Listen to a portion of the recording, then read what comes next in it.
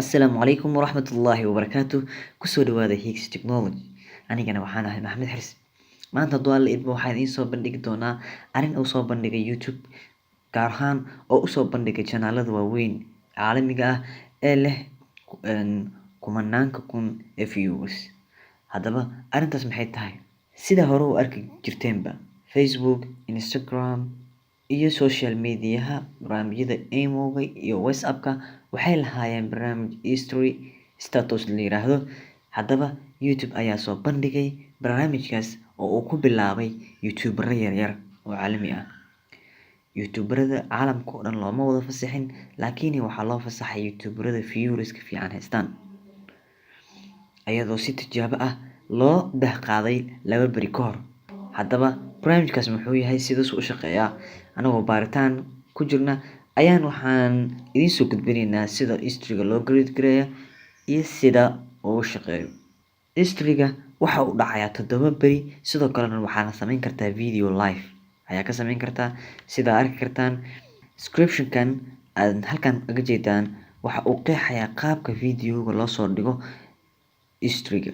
Waxaan edit gareyn kartaa, music ayaa kan ku dari kartaa, filter ayaa saari kartaa, cod waa ku dari karaa, striker-na waa ku dari karaa. Video-ga waa ka delete gareyn kartaa haddaa u baahato. Sidoo kalena adiga history-gaaga waa arki kartaa, gadaal ayaad u fiirin kartaa. Waxaa kaloo ka jawaabi kartaa history-gaaga, comment-giisa ayaa ka jawaabi kartaa oo comment ayaa samayn kartaa. YouTuber badan oo Soomaali ah oo viewers fiican haysta ayaa loo fasaxi doonaa hadduu alla idmo. Sidoo kalena barnaamijkani waxa uu saacidi doonaa Peter amase dadka lacagaha ku haysta YouTube-ka aad ayay u isticmaali doonaan.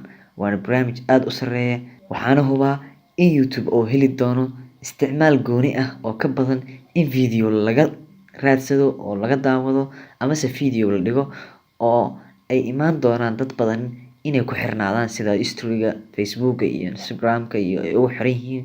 YouTube-na ay ku xirnaan doonaan, maadaama YouTube uu ka community badan yahay kana adag yahay barnaamijyada qaar sida barnaamijka WhatsApp-ka oo kale amase barnaamijyada kale oo yaryar.